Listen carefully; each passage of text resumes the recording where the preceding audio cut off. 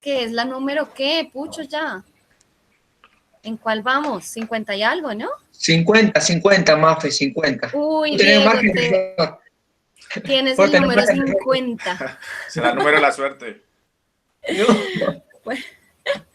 Bueno, bienvenidos por la charla número 50 y para el día de hoy tenemos el gusto de presentarles al doctor Diego Gómez y para mí es un doble gusto además porque es colombiano y cuando podemos contar así, bueno, yo así de agrandada con conferencistas de mi país me pongo muy feliz, por eso estoy súper feliz de presentarles a Diego esta noche.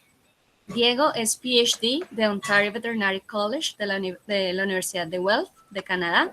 En el año 2017 obtuvo la titulación. Es diplomado del American College of Veterinary Internal Medicine en Large Animal en el año 2014. Magister de Atlantic Veterinary College, University of Prince Edward Island en Canadá en el año 2014. Resident en Atlantic Veterinary College, University of Prince Edward Island en Canadá 2014. Intern en Ontario Veterinary College, University of Guelph, Ontario, Canadá, en el 2011. Magister de la Universidad Nacional de Colombia, de Bogotá, Colombia, en el 2011. Y médico veterinario de la Universidad Nacional de Colombia, egresado en el año 2006. Diego, te damos la bienvenida a esta charla que ya te diste. Vamos por la número 50. Qué bueno. Ana María Gutiérrez, no sé quién es, pero presentó su pantalla. Ana María, ¿puedes dejar de presentar tu pantalla, por favor? Gracias.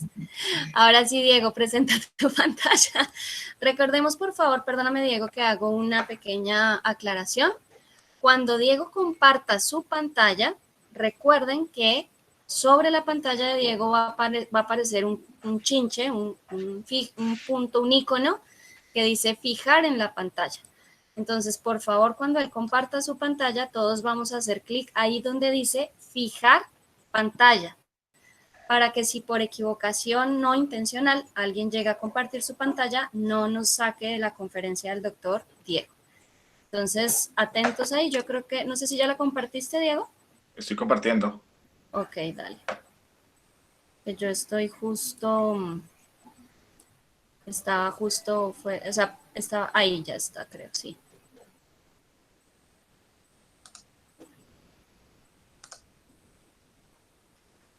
Mafe Pardo, buenas noches. ¿Puedes apagar tu cámara, porfa?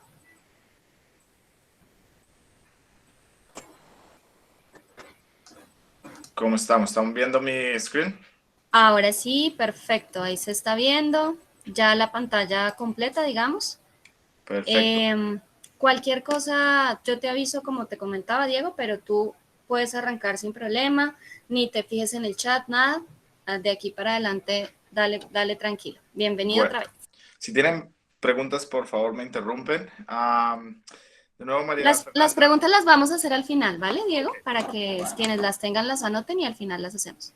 Vale, muchísimas gracias a María Fernanda y todo el grupo de charlas equinas por la invitación. Vamos a hablar hoy de enfermedades del músculo. Esta no es mi especialidad. Honestamente, mi especialidad es el ácido base y las enfermedades gastrointestinales. Pero ya había presentado en Latinoamérica varias charlas sobre clostridios, sobre colitis, y hablando con María Fernanda, me pidió el favor de que si podía presentar un poquito sobre enfermedades musculares. Entonces puse rápido unas charlas para ustedes. En adelantado les pido un poco de disculpas porque los slides están en inglés. Pero con María Fernanda también hablamos que había gente de Brasil y había gente de otros países, entonces para que tengan el contenido de la presentación en inglés y la presentación pues va a ser en español. De nuevo, un poco sobre mí, como decía María Fernanda, yo soy veterinario y de la Universidad Nacional de Colombia. Vine en el 2010 a hacer un internado en el Ontario Veterinary College. De ahí salí para el Atlantic Veterinary College acá en Canadá, donde hice mi residencia en medicina interna y conseguí las credenciales para ser diplomado del Colegio Americano de Médicos Internistas en el 2014.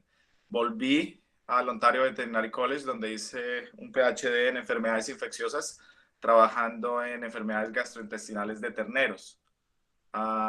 Y de ahí salí para la Universidad de la Florida, donde estuve hasta final del año pasado como profesor, y de ahí volví al Ontario Veterinary College, donde ya llevo vamos para 6 meses de estar acá. Un poquito sobre el Ontario Veterinary College. Es la escuela más antigua en Canadá y en Norteamérica. La escuela más antigua en el mundo es Lyon, en Francia. Y la escuela más antigua en Norteamérica es el Ontario Veterinary College. Entonces, este colegio tiene mucha historia y por eso, por la tradición que tiene esta escuela, decidí volver del calor de la Florida para el frío de Ontario. Un poquito más de nuestra universidad. En el ranking de este año de las mejores universidades de medicina veterinaria, la Universidad de Guelph se clasificó como la quinta mejor universidad del mundo y la tercera de Norteamérica, detrás de Davis y de la Universidad de Cornell. Entonces nos sentimos un poco orgullosos de lo que se hace acá, de la investigación que se hace acá y del trabajo que se hace en nuestro hospital y en nuestra clínica. Mi trabajo es más que todo trabajar en el hospital. Yo estoy 60-70% en el hospital y hago un 30%, 40% de investigación. Pero lo que yo más hago es entrenar residentes y entrenar internos. Y en la clínica, todos estos son internos y residentes que quieren especializarse en medicina interna. Y también trabajamos con algunos de los cirujanos, pero nosotros entrenamos los internistas.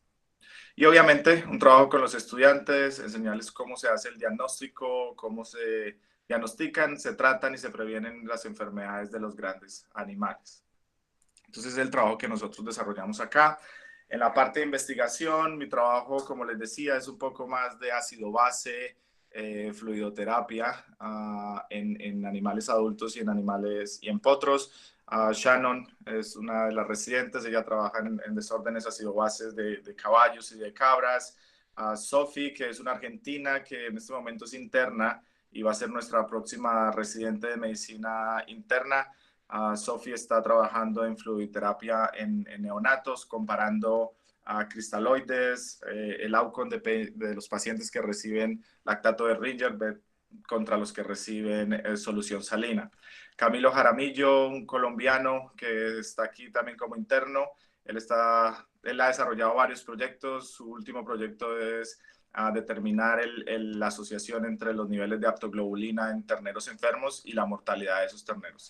Y Megan en este momento está trabajando en tratar de identificar Clostridium, especialmente Clostridium perfringens, que causa diarrea en potros. Entonces tenemos varios trabajos, especialmente en gastrointestinal y ácido base. Pero bueno, vamos a la presentación. La idea de hoy es de tener algunos objetivos. El primero de esos, al final de la presentación, es que se puedan describir el diagnóstico, cómo se hace el diagnóstico de enfermedades musculares, cómo diferenciar enfermedades musculares de enfermedades de otros sistemas que pueden ser similares tanto en la clínica como en la patología clínica a enfermedades del sistema musculoesquelético. Listar y describir las diferentes causas de miopatías asociadas con el ejercicio, tanto esporádicas como crónicas, y esas miopatías que no se asocian al ejercicio. Y un poco también el mensaje que quiero dejarles hoy es mirar cuáles son esas predisposiciones de raza y los patrones genéticos que se producen en enfermedades, especialmente esas miopatías asociadas al ejercicio. Finalmente, en cada una de las enfermedades que vamos a ver, la idea es que discutamos al final con las preguntas cuál es el tratamiento y cuál es la mejor forma de prevenir esas enfermedades musculares. Entonces, vamos a empezar con este caso. Este es una yegua de 4 años de edad, Appaloosa, que se llegó al hospital con historia de que durante el ejercicio iban 20 minutos de ejercicio muy leve, y el animal paró y se rehusó a continuar trabajando. Entonces el animal lo traen al hospital, la temperatura está normal, pero la frecuencia cardíaca y la frecuencia respiratoria se encuentran aumentadas, probablemente asociadas a algún tipo de dolor. El animal se rehúsa a moverse y también presenta fasciculación muscular.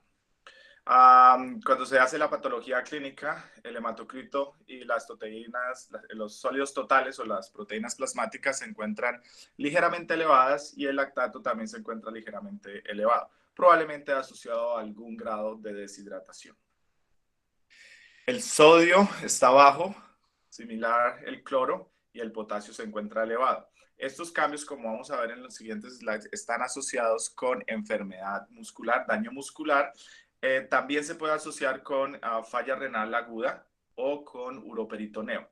Entonces, en ese momento, pues, en ese momento no se puede saber si es una enfermedad renal o es una enfermedad muscular. Sin embargo, cuando se mira la creatinine kinase, esa enzima se encuentra bastante elevada.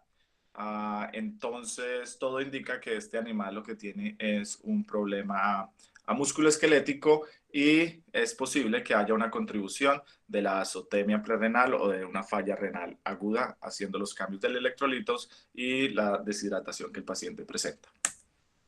Entonces, en ese momento, cuando nosotros miramos a este paciente, lo que hay que determinar es si la miopatía es asociada al ejercicio o no es asociada al ejercicio. Cuando las miopatías son asociadas al ejercicio, vamos a tener dos tipos de patología, la esporádica y la crónica.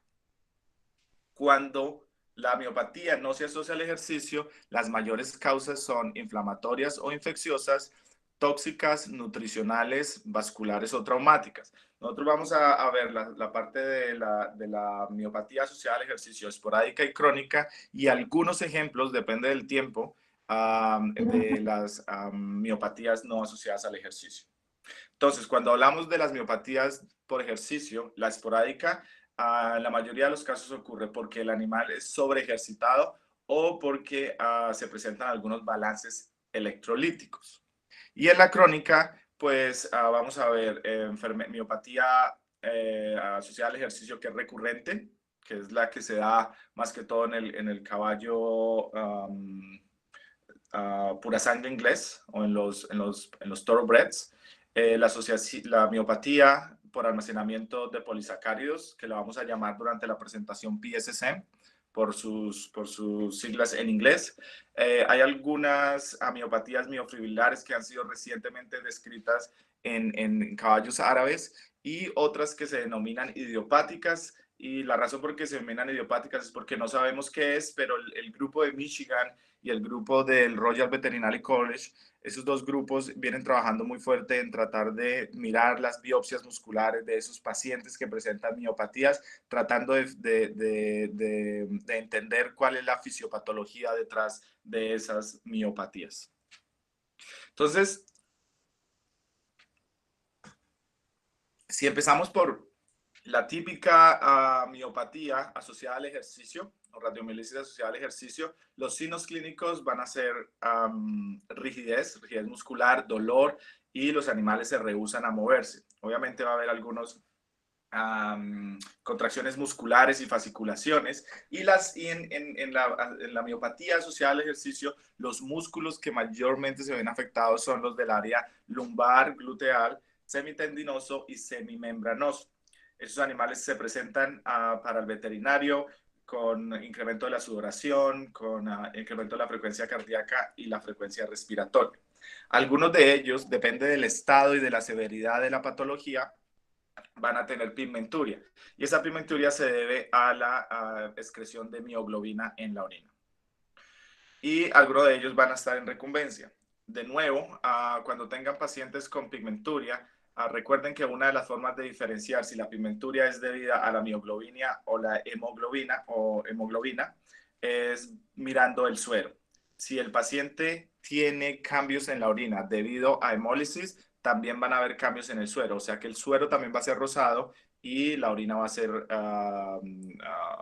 roja o oscura. Si el animal tiene pigmenturia, el suero no va a cambiar de color. Entonces, la forma como nosotros clínicamente podemos diferenciar mioglobina de hemoglobina. Entonces, algunos de esos pacientes se presentan esta miopatía debido a un sobreejercitamiento. Y en ese sobreejercitamiento, ¿qué pasa? Que hay una pérdida de fluidos y de electrolitos. Y la pérdida de fluidos se da por la excesiva sudoración. Entonces, esa excesiva sudoración va a llevar a disminución del volumen circulante, o hipovolemia, y también va a llevar a unos cambios electrolíticos que van a disminuir la capacidad de contracción del músculo. También se va a producir alcalosis metabólica hipoclorémica que va a empeorar algunos de estos imbalances electrolíticos, especialmente potasio. Acuérdense que cuando hay alcalosis, el potasio entra dentro de la célula y va a haber menos potasio disponible, por ejemplo, para el trabajo cardíaco. Similar pasa con el calcio. El calcio también cambia dependiendo del pH del paciente. Pacientes que tienen sobreejercitamiento también van a tener disminución de las reservas energéticas, entonces no hay energía, no hay glucosa para esa célula muscular para trabajar. Entonces, ¿a qué va a llevar eso? A que la célula muera o se inflame rápidamente. Y algunos autores han reportado que caballos que son deficientes en vitamina E y deficientes en selenio, dos de los más potentes antioxidantes que tiene el cuerpo, esos caballos pueden estar predispuestos a desarrollar miopatía asociada al ejercicio esporádica. Entonces, ¿qué pasa cuando ocurre la inflamación a nivel de la célula muscular? Lo primero que pasa es que el miocito se llena de agua, el miocito se llena de agua por la entrada de sodio, por la entrada de cloro a la célula. Entonces, acuérdense que sodio arrastra agua y va a haber una inflamación del miocito. Y al mismo tiempo, por la entrada de sodio y por la entrada de cloro, si entra un sodio, si entran cargas positivas tienen que salir. Entonces, potasio se libera de la célula. ¿Ok? Por eso es que el paciente, cuando se presenta al hospital o se presenta al veterinario, va a ser hiponatrémico, hipoclorémico y va a ser hipercalémico. Y algunos de estos pacientes obviamente también están hiperfosfatémicos. Es la forma como les ayuda en el diagnóstico clínico de estas enfermedades. ¿Qué vamos a ver cuando medimos la patología clínica? Obviamente la CK y la AST van a estar incrementadas. La CK, como ven ustedes en esta gráfica, más o menos pica a las 4 o 6 horas después del daño muscular, mientras que la AST va a tener un pico alrededor de las 24 horas. Y esto ténganlo en mente porque esto nos va a servir para cuando estemos hablando de PSC, cómo hacer el diagnóstico de PSC. Si ustedes ven, el pico está más o menos a las 4 o 6 horas, el pico de CK.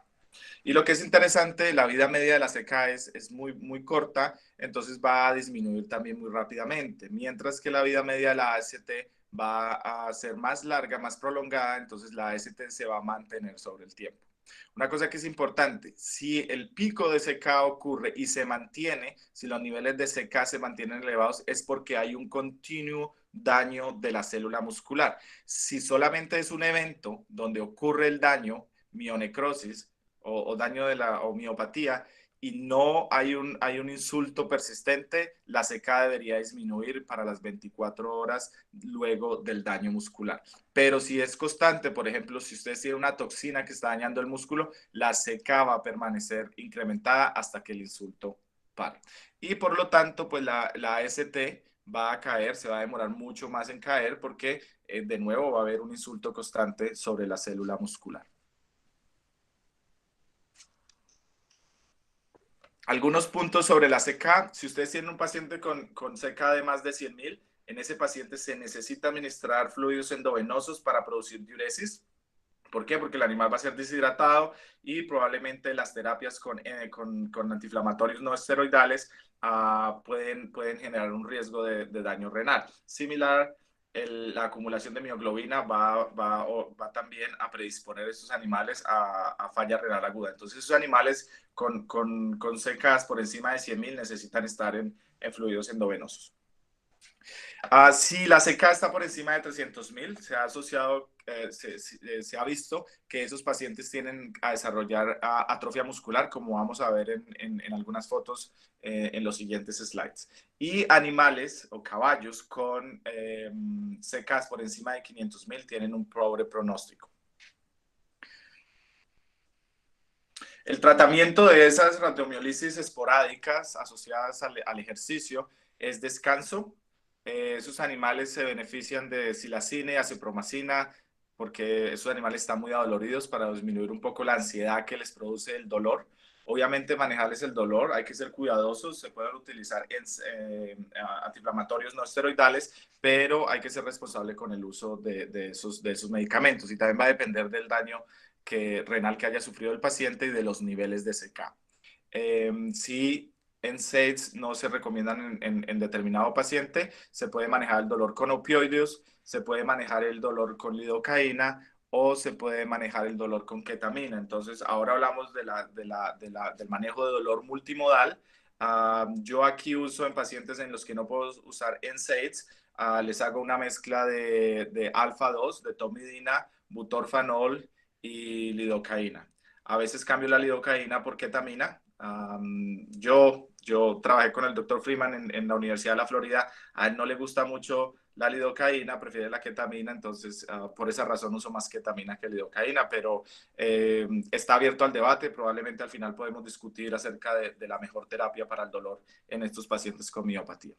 Y obviamente a la administración de antioxidantes, vitamina E, vitamina C y selenio, van a ayudar a la regeneración del tejido y a disminuir el continuo daño oxidativo sobre la célula muscular. Terapia también incluye la administración de fluidos.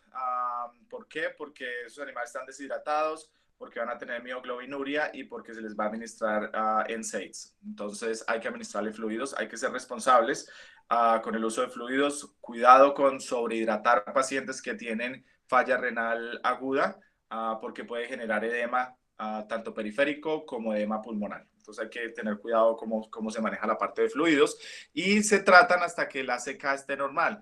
Como les decía, se tratan hasta que la CK esté normal porque tiende a subir y bajar muy rápido. Entonces, si la CK continúa elevada es porque el insulto está todavía presente. Entonces, el animal necesita fluidos para incrementar diuresis y proteger el riñón del paciente. Ahora vamos a hablar de las miopatías asociadas al ejercicio que son crónicas. Las esporádicas es porque ocurre una vez al año o una vez en un paciente y nunca vuelven a pasar. En estas que son crónicas es porque el animal tiene episodios repetidos durante el año de miopatía. Entonces, primero vamos a hablar de esta potranca, 2 años de edad, thoroughbred, pura sangre inglés, que estaba en entrenamiento y ha tenido 2 episodios de miopatía durante ejercicio leve, especialmente cuando se entrena durante el galope. Y esos 2 episodios ocurrieron en los 2 últimos meses. Entonces, esos pacientes son aquellos que desarrollan esta enfermedad que vamos a denominar recurrent exertional rhabdomyolysis. La etiología de esta enfermedad no está bien entendida, pero Dr. Valberg y el grupo de Valberg ha asociado esto con un problema o con una anormalidad en la regulación de la contracción del músculo. No hay una sincronía entre la relajación y la contracción muscular en estos pacientes. Ocurre más que todo en thoroughbreds. Alrededor del 5 al 7% de los thoroughbreds están afectados y el 74% de esos thoroughbreds que están afectados tienen episodios recurrentes. Sin embargo, esta enfermedad también se ha documentado en standardbreds. Como les decía y como les presentaba el caso típico el caso típico de rhabdomyolysis recurrente asociada al ejercicio son animales jóvenes, usualmente animales de 2 a 3, probablemente son los que están en esa etapa de ejercicio intensos antes de entrar a las carreras. Son animales con temperamento nervioso. Es más común en hembras que en machos. Sin embargo, no se ha asociado con el ciclo estral. Entonces, hay algo en las hembras que hace que se expresen esos genes que probablemente están asociados con una no sincronía de la contracción y la relajación muscular. Animales que están en dietas altas de grano, animales que tienen cojeras que son muy leves, que no se puede distinguir dónde está la cojera. Sin embargo, ese sobreesfuerzo que hacen durante el ejercicio para sobrellevar esas cojeras, probablemente los predispone a desarrollar esas miopatías. Y es muy interesante, caballos thoroughbreds que se entrenan 6 días a la semana y se les da un día de descanso usualmente. Esos animales que están en esa rutina, 6 días de trabajo, 1 de descanso, si se dejan descansar más de un día, si se descansan 2 o 3 días, tienen mayor probabilidad de desarrollar radiomielitis recurrente o un nuevo episodio de miopatía. Esta gráfica de un trabajo que se hizo en Kentucky se demostró que la mayoría de episodios de rabdomiolisis en esos thoroughbreds de 2 o 3 años ocurren durante el día que se entrenan durante el galope. Entonces, de nuevo, no se sabe cuál es la razón, pero estos animales durante un ejercicio leve o moderado es cuando tienden a desarrollar esos episodios de miopatía. Algunos autores han sugerido que esta enfermedad se debe a una gen autosomal dominante y que su expresión está influenciada por el sexo, más en hembras que en machos, el temperamento nervioso y las dietas altas en carbohidratos. Pero la mutación todavía no se entiende. Sin embargo, como les decía, es un problema de la regulación de calcio en el miocito que no permite una regulación normal de la contracción y la relajación muscular. El diagnóstico se hace por la historia, por la patología clínica y por el tipo de animal. Entonces, ya como les decía, hay unos factores de riesgo y si ustedes tienen un paciente que tiene los factores de riesgo y está desarrollando episodios de miopatía, pues tienen ustedes el diagnóstico. Si lo quieren confirmar, durante el episodio de miopatía se pueden tomar biopsias musculares y como van a ver ustedes acá, usualmente la célula muscular normal tiene estos núcleos que son periféricos y cuando se producen los episodios de rabdomiolisis, esos núcleos que son periféricos aparecen centrales.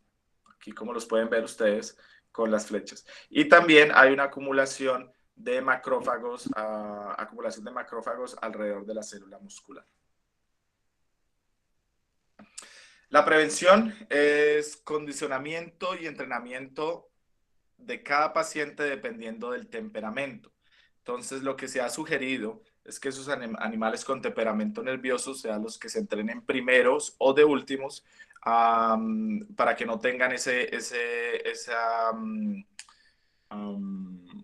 factor incitante que es el temperamento nervioso. Entonces, entrenarlos o en la mañana o en la tarde y a veces en algunos pacientes se necesita entrenarse con sedación para hacer esos animales un poco más tranquilos y evitar que estén predispuestos a miopatías.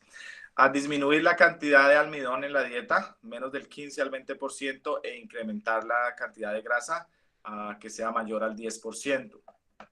Y mantener esos animales en electrolitos balanceados. Y hay que tener un poco cuidado que mantenerlos en electrolitos balanceados significa que la dieta tenga los electrolitos y que tenga los antioxidantes necesarios. Porque lo que se ve mucho en los racetrack, en los hipódromos, es que los animales se les administran los electrolitos media hora o 1 hora antes de hacer ejercicio. Esos electrolitos, una vez están entrando vía endovenosa, se están orinando. Entonces, lo que se necesita es que el paciente en la dieta tenga una dieta balanceada y que incluya la administración de buenas sales, antioxidantes como selenio y la administración de vitamina E para que el animal tenga suficiente capacidad antioxidativa durante los episodios de ejercicio. Algunos trabajos más de investigación que propiamente trabajos clínicos es la administración de daltrolene, que disminuye la liberación de calcio del retículo sarcoplásmico. Acuérdense que el calcio se encuentra almacenado en el retículo sarcoplásmico y en el retículo sarcoplásmico está el canal de rianodina. Entonces eso es lo que se llama liberación de calcio mediada por calcio. Entonces una vez el calcio entra de la célula, estimula el canal de rianodina, el canal de rianodina se abre y se libera el calcio del retículo sarcoplásmico. Y ese calcio es el que va a dirigir la contracción muscular. Entonces el datrolene lo que trata es de regular un poco la secreción de calcio de ese retículo sarcoplásmico, haciendo la célula menos excitable. Las dosis, como las ven ahí, se dan a 4 miligramos por kilogramo 1 hora antes del ejercicio. Y en algunos trabajos experimentales ha demostrado que disminuye la severidad y la prevalencia o la incidencia de miopatía asociada al ejercicio.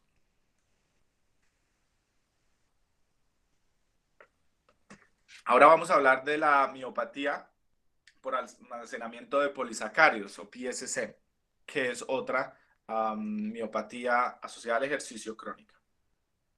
Esta miopatía fue identificada por primera vez en quarter horses, en caballos cuarto de milla, en 1992, pero ahora sabemos que la pueden presentar los caballos de gran peso, los draft horse, los draft, los percherones y los belgas, los caballos, los one bloods, y también se ha reportado en algunos árabes actualmente. La fisiopatología del PSC básicamente es una acumulación anormal de glicógeno en la célula muscular y es debido a que la célula tiene una sensibilidad incrementada a la insulina. Entonces, ¿qué va a pasar? La célula va a captar y va a almacenar mucho a glucosa. Pero la célula, el músculo, no almacena la glucosa como glucosa, sino la pone en cadenas que se llama glicógeno. Esas cadenas de glucosa pues se denomina glucógeno. Y ese glicógeno está disponible para ser procesado y metabolizado dentro de glucosa cuando la célula muscular demanda energía. Y ese trabajo, el poner las glucosas juntas para almacenarse como glicógeno, lo hace la glycogen synthase, la enzima glycogen synthase. Sin embargo, en esos caballos con PSC, esa enzima está como hiperactiva y entonces está almacenando mucho glicógeno en la célula. Y al mismo tiempo de que se está almacenando, se está captando mucha glucosa y se está almacenando como glicógeno, también hay una inhibición de la enzima fosfolirasa, que es la que permite romper el glicógeno para que la célula tenga disponible glucosa. Entonces son dos cosas. Hay mucha glucosa, pero esa glucosa no se puede utilizar. Entonces, ¿qué pasa?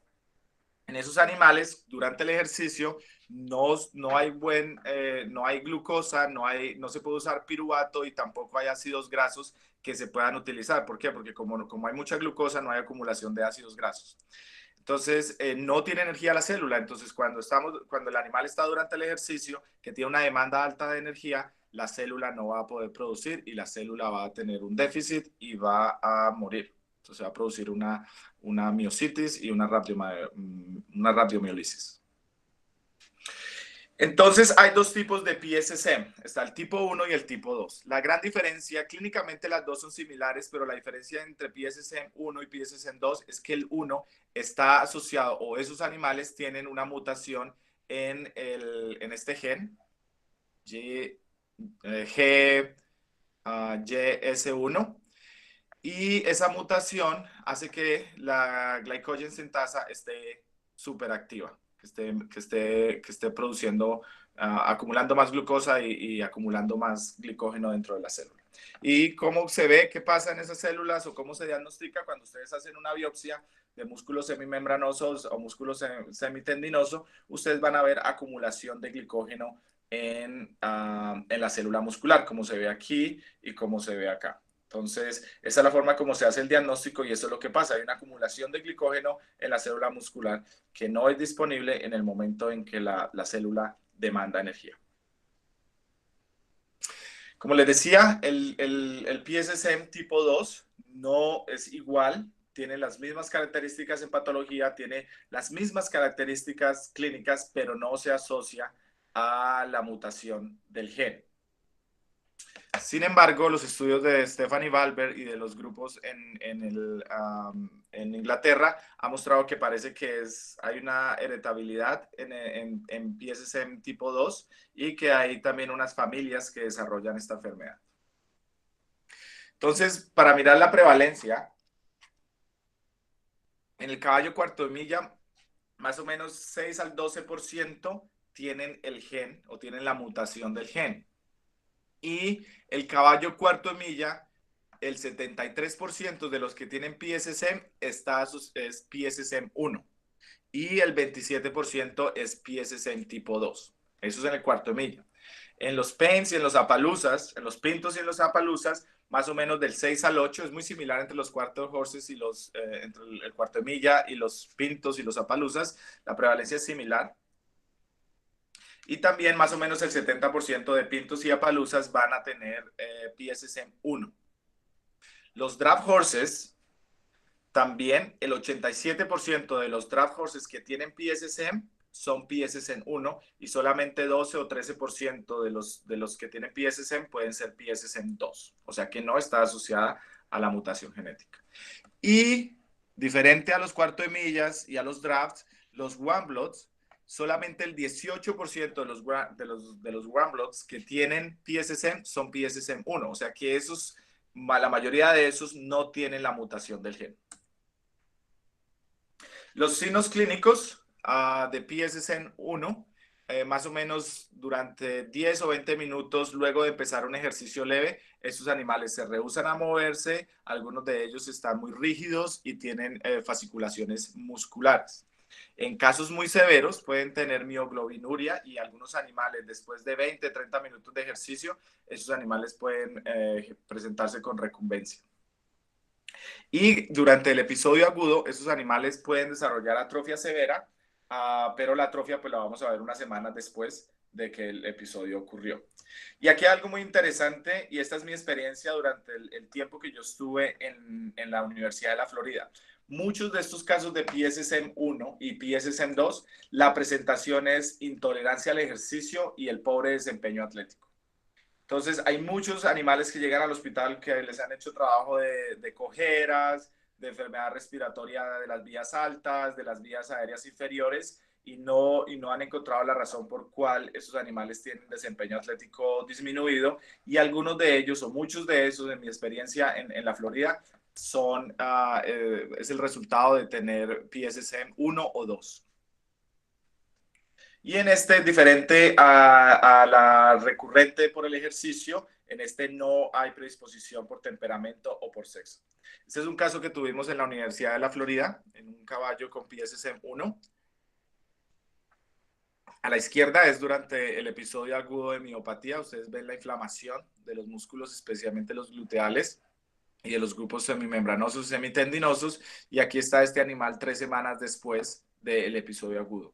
Este animal tenía una CK cercana a los 500,000 unidades por decilitro. Entonces, ustedes ven que la atrofia muscular que se desarrolla en esos animales con miopatía severa. Y aquí ustedes pueden ver, ahora que vamos a hablar del diagnóstico, el diagnóstico se hace por patología, por histopatología del músculo semimembranoso o semitendinoso. Los signos clínicos de PSSM2 no son bien localizados, no bien descritos. Algunos tienen radiomiolisis asociada al ejercicio, atrofia muscular leve, no necesariamente la atrofia que veíamos ahorita, sino una atrofia muscular leve. Algunos propietarios reportan que son caballos que es difícil mantenerlos en una buena condición corporal y con una buena masa muscular.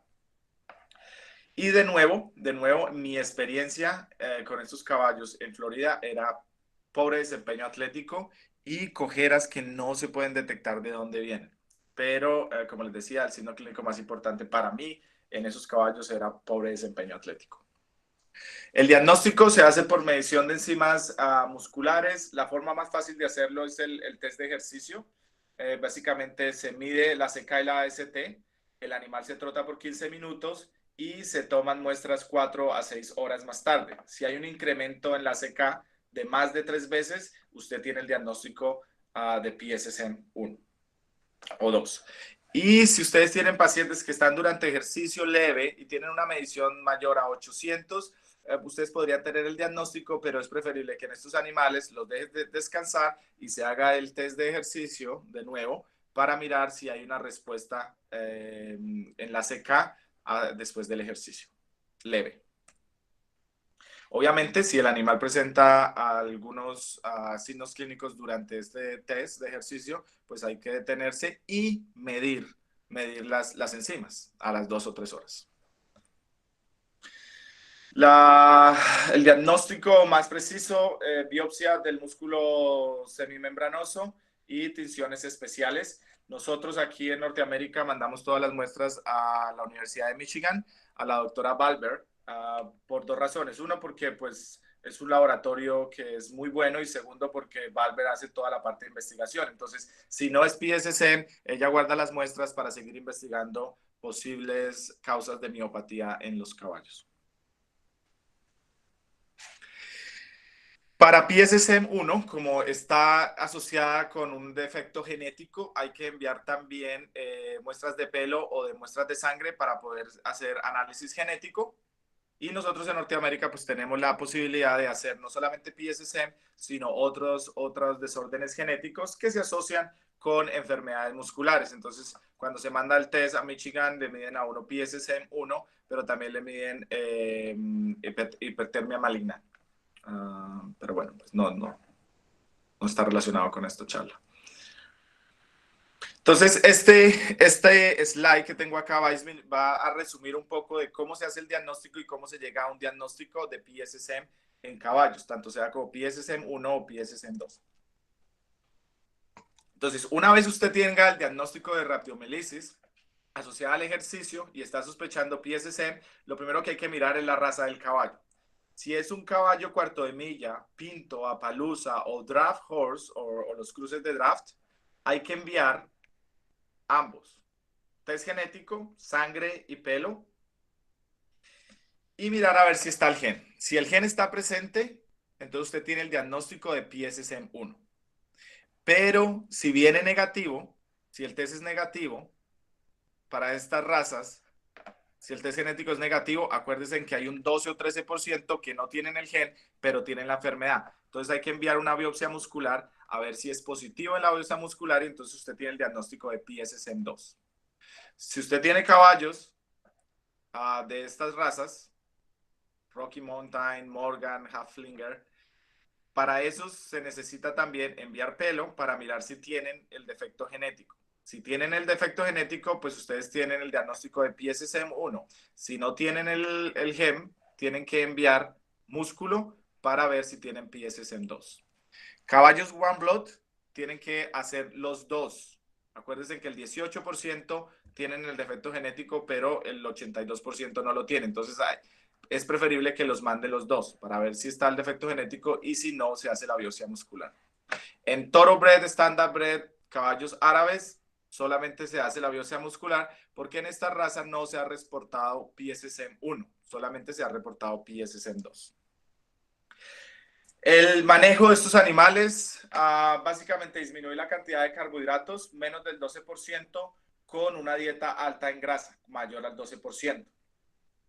Yo lo que les recomiendo a los clientes acá es menos del 10% de carbohidratos, con una dieta en grasa mayor al 12%. Y hay dietas comerciales que supuestamente que están hechas con esos niveles de carbohidratos y con esos niveles de grasa. Relief, que la vende la Hagar, y la produce la Universidad de Kentucky. Y esta Purina, que es una asociación con la doctora Stephanie Balber, que crearon esta dieta para estos caballos con PSC. Y obviamente, como en toda la rhabdomiolisis, administrar vitamina E y selenio permanentemente para tener una capacidad antioxidante alta. Esos animales se van a beneficiar de un ejercicio regular. El ejercicio regular va a hacer que haya una curva de tolerancia a la glucosa mucho mejor, similarmente a los pacientes diabéticos. Cuando tenemos pacientes diabéticos, la idea es hacer ejercicio para que la célula se vuelva un poco más sensible a la glucosa y a la insulina. Ese ejercicio regular también les va a permitir quemar el glicógeno y que la célula se adapte a responder a las necesidades de energía. Entonces va a haber un metabolismo de glicógeno más eficiente. Y otros autores han recomendado ayunar los animales 6 horas antes del ejercicio, ¿Para qué? Para que el animal empiece a activar mecanismos para utilizar no solo glucosa, pero también otras fuentes de energía durante la demanda energética en el ejercicio. Entonces, por ejemplo, para que empiecen a aumentar fatty acids o ácidos grasos, perdón, para que los usen como energía, no solamente dependan del glicógeno. Si usted cambia la dieta, el pronóstico de estos pacientes con PSSM, se ha mostrado que si usted cambia la dieta y no cambia el ejercicio, el 50% responde solamente con cambios en la dieta. Si usted cambia el ejercicio y la dieta, el 70 al 90% de estos animales mejora. Sin embargo, tienen que decirle a los propietarios que estos animales siempre van a ser susceptibles, porque tienen el gen, siempre van a estar susceptibles a desarrollar algún grado de miopatía y pues no se recomiendan para fincas de reproducción, porque esos animales es muy probable que vayan a transmitir la enfermedad. La miopatía crónica miofibrilar es una miopatía que recientemente se describió. El grupo de Valber y Katy Fino describieron esta enfermedad. Es una miopatía miofibrilar que ocurre solamente en los caballos árabes. Inicialmente se había descrito como un PSSM tipo 2, pero las características histopatológicas parecen ser un poco diferentes a la tipo 2, al PSSM tipo 2. Estos animales no tienen la mutación para PSSM1 y como les decía, la patología puede que sea similar, pero tiene algunas diferencias al PSSM tipo 2. Y en el 2017, el grupo de Valber y Fino, de nuevo, ellos colectaron muestras de caballos One Blood de muchos años, de como 10 años, y revisaron la histopatología, hicieron nuevas tinciones y encontraron esta miopatía miofibrilar.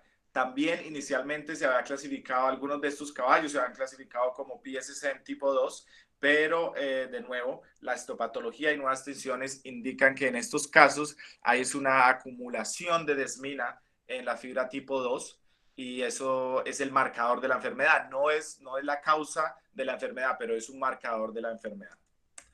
Entonces, aquí pueden ver ustedes que esta histopatología y las tinciones son un poco diferentes a las que se ven en PSSM1 y PSSM2. Entonces, esto es más que todo una acumulación de desmina en las fibras tipo 2 musculares. Entonces, es una nueva patología de la que vamos a empezar a escuchar con más tiempo. Por ahora tenemos un diagnóstico histopatológico, pero la parte de la sinología clínica, factores de riesgo y la forma de prevenir esta enfermedad no se ha clarificado. Y el grupo de Valber sigue trabajando en tratar de descubrir muchas más de las causas de enfermedades, miopatías por el ejercicio crónicas. Y esta que aparece en todos los libros de medicina interna que ustedes van a leer es la idiopática. Muchas de estas idiopáticas se han reclasificado, muchas de esas parecen ser PSSM tipo 2 y algunas de esas se clasificaron como miopatías miofibrilares. Entonces, esta rhabdomiolisis del ejercicio crónica idiopática va a empezar a desaparecer de los libros a medida de que se empiecen a entender un poco más las patologías del músculo de los caballos durante el ejercicio.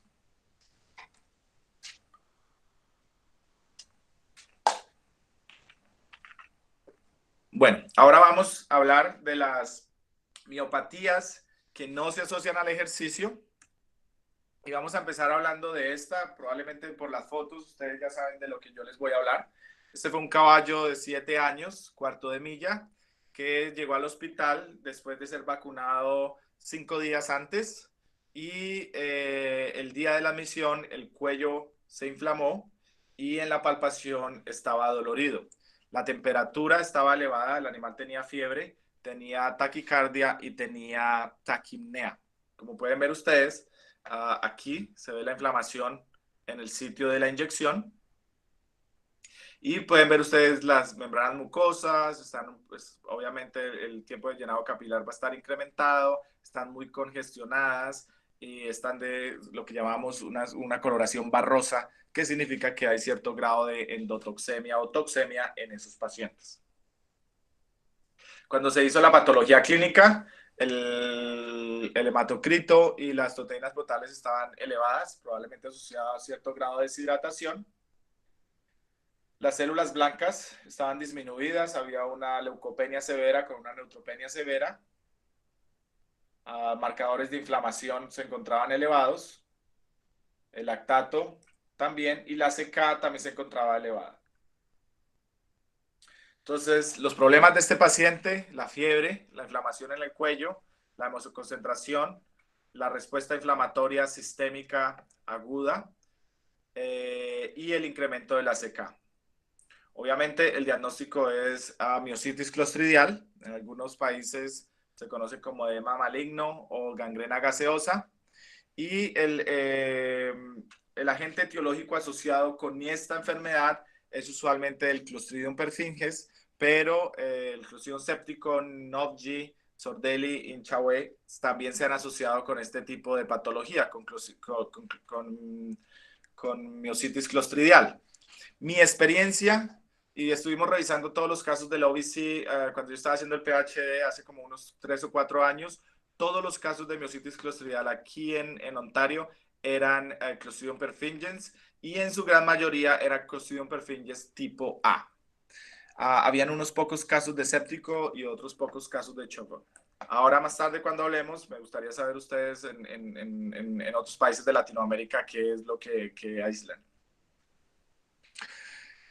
Los factores, no sé qué le está pasando a esto. Los factores de riesgo, obviamente, son inyecciones intramusculares que van a hacer que se arrastren esporas de Clostridium dentro del músculo. Pero hay algo bien interesante que se me olvidó poner aquí en la presentación.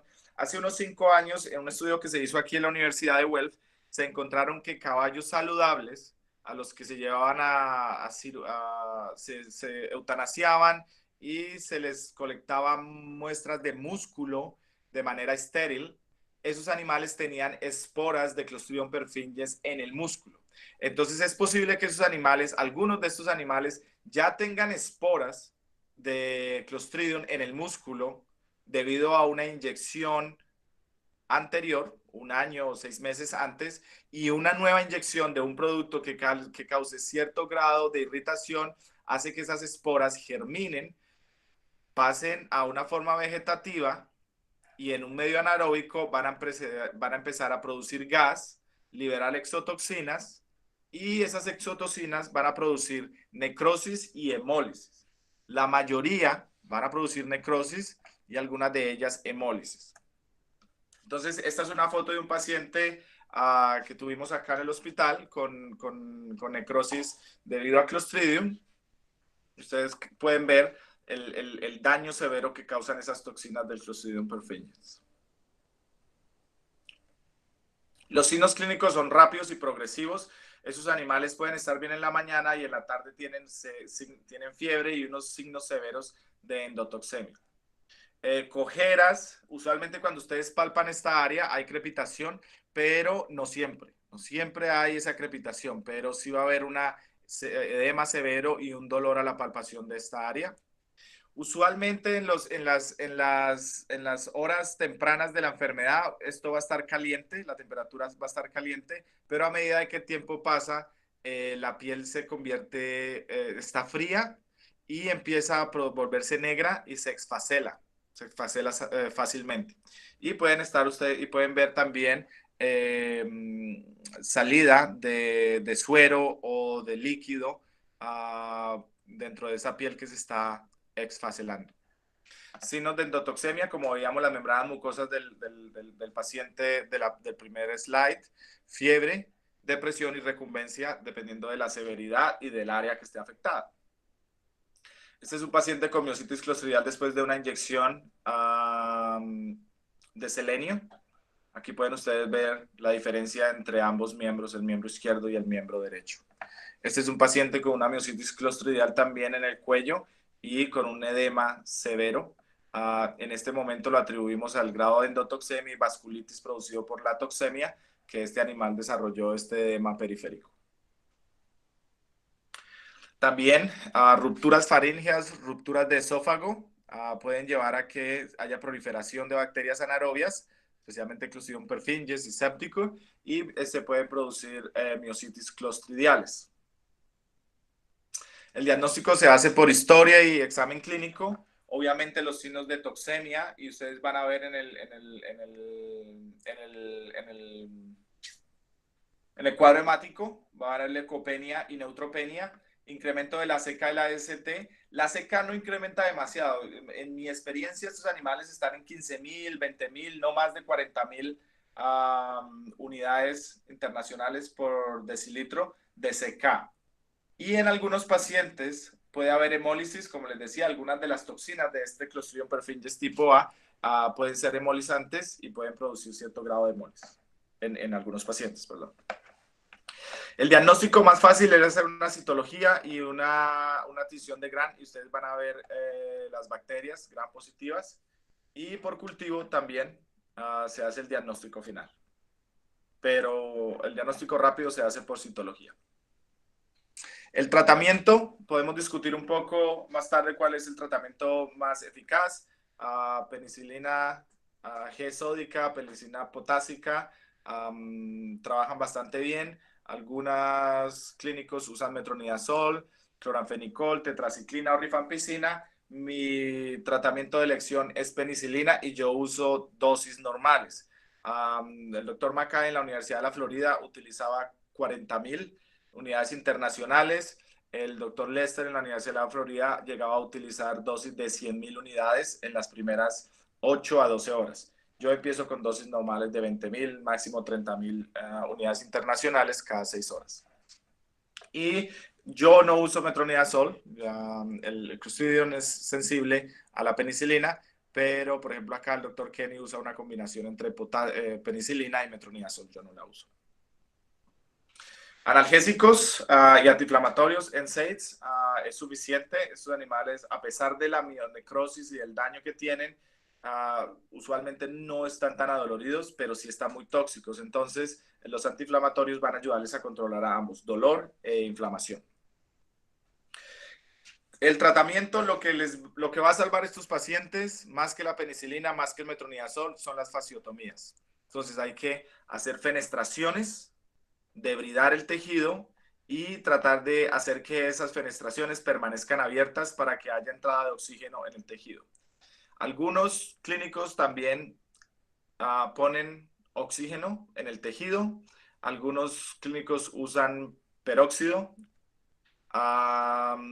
Dependiendo, mi experiencia es que la fenestración es suficiente.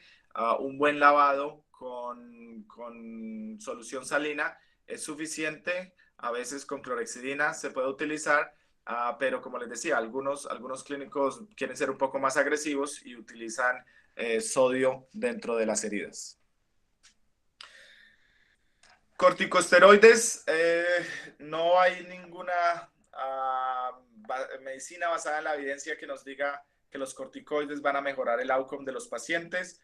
No se usa frecuentemente, pero están en algunos libros reportados. En hospitales donde hay terapia hiperbárica de oxígeno, ayuda bastante.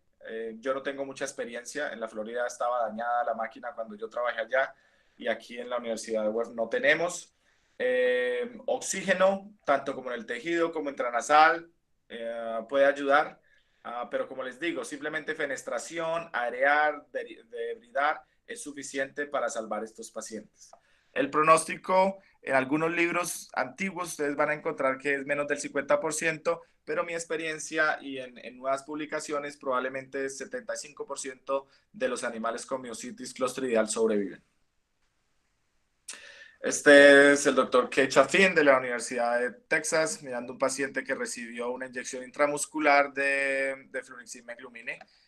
Como les decía, la terapia es fenestrar, arear y lavar las heridas con solución salina o con soluciones desinfectantes que no sean tan irritantes para el tejido. Y de nuevo, el fluniximab-glumine hasta hace algunos años estaba permitido utilizarlo de manera intramuscular. Ya las nuevas recomendaciones de Benamine o de fluniximab-glumine es que no se administre intramuscular, solamente endovenoso o oral. Si ustedes necesitan dejar a los propietarios órdenes para administrar fluoximel-glumine en caballos es mejor que sea las soluciones orales. Ya existe la pasta, ya existen las pastas. Si no cuentan con estas jeringas, pueden darle una dosis, le pueden dar la misma dosis de fluoximel-glumine oral, pero traten de evitar que se dé de manera intramuscular. La absorción de fluniximab-glumine oral es alrededor del 70%. Entonces, nosotros en vez de usar una dosis de 1 miligramo por kilogramo, les damos una dosis de 1.3, 1.4 miligramos por kilo, pero se la damos oral.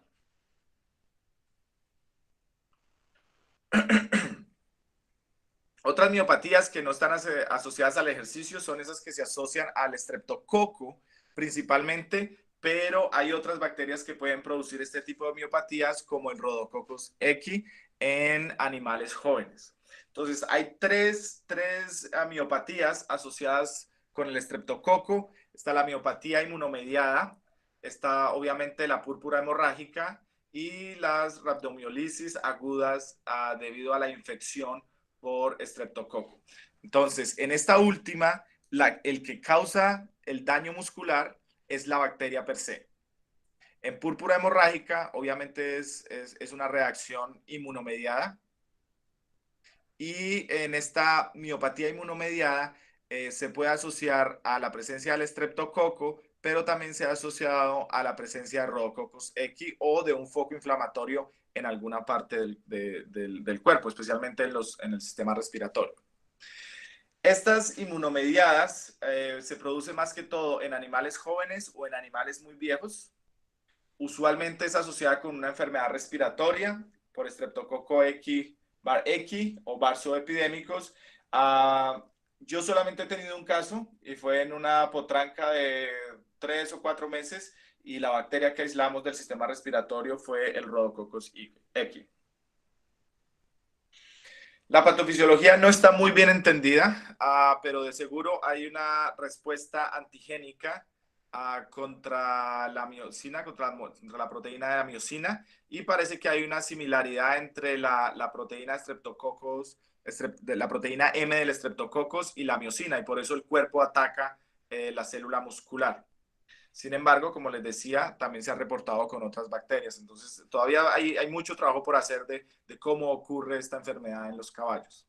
Aún no se sabe si es mediada por inmunoglobulina o es mediada por células, especialmente por linfocitos citotóxicos. En algunos casos se ha reportado que es immunoglobulin mediated, pero recientemente los trabajos de Balber y Fino tienen un case series que reportaron el año pasado, que incluye la potranca que yo tuve en la Universidad de la Florida.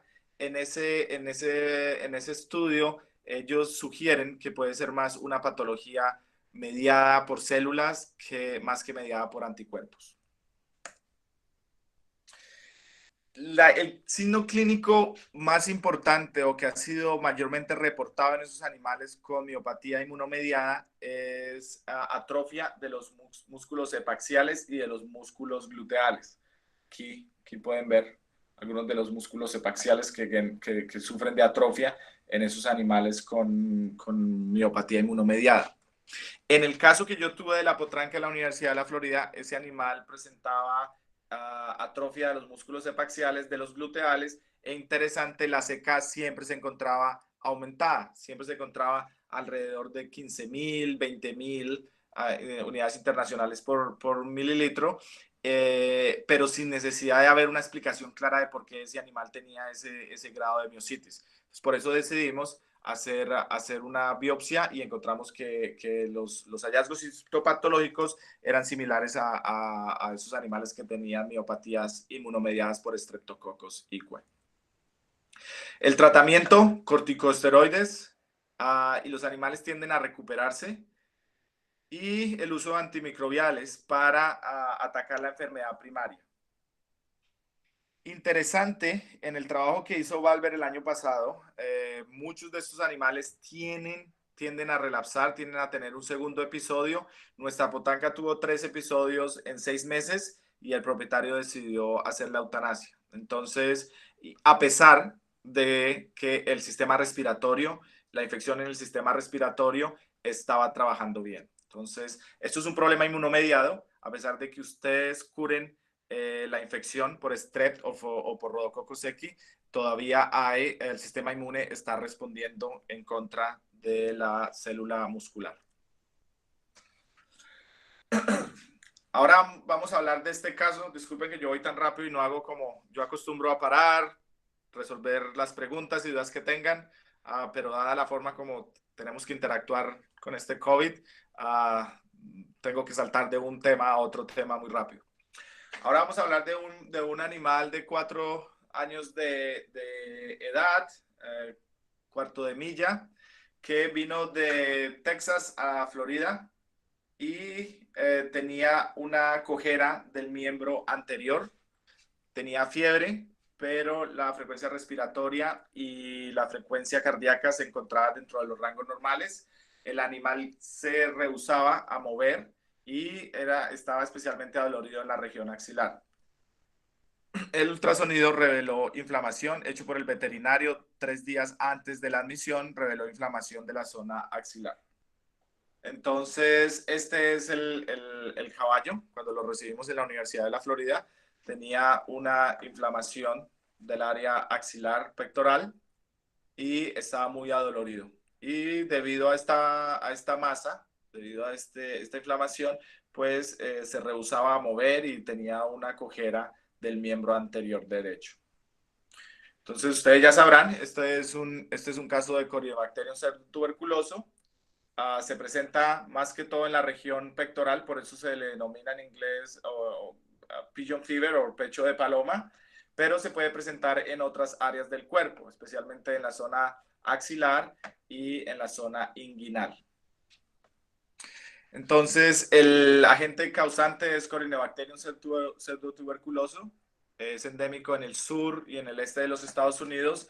Yo, la verdad, cuando estuve en Colombia, yo trabajé por 5 años en Colombia, yo nunca vi ningún caso, pero hablando con María Fernanda me decía que ya había visto algunos casos de linfagitis ulcerativa más que abscesos subcutáneos. Yo, la verdad, nunca vi casos de Corynebacterium pseudotuberculosos en Colombia, pero me gustaría escuchar más tarde si ustedes tienen harta prevalencia de este patógeno. Algo que es interesante son los abscesos internos. Algunos pacientes no presentan ese absceso subcutáneo, pero tienen abscesos internos. Algo que fue reportado por la Universidad de California es que muchos de esos animales la mayoría de los animales con abscesos internos, en algún momento de su vida tuvieron abscesos subcutáneos. Entonces es posible que se exprese como subcutáneo, se trata, se resuelve, pero esos animales pueden que un tiempo futuro desarrollen abscesos internos.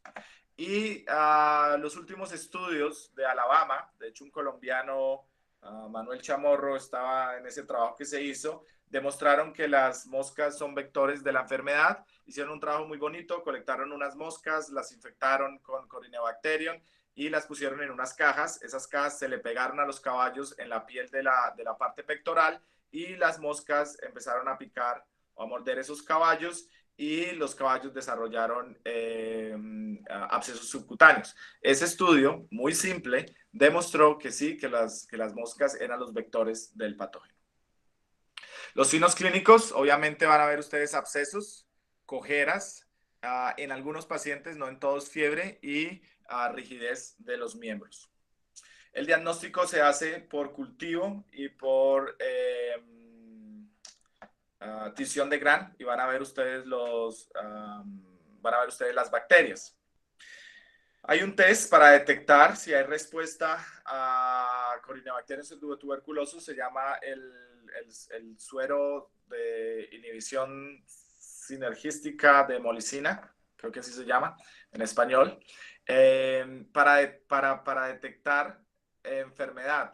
Sin embargo, este test es poco sensible y poco específico para diagnosticar Corynebacterium pseudotuberculoso produciendo abscesos subcutáneos.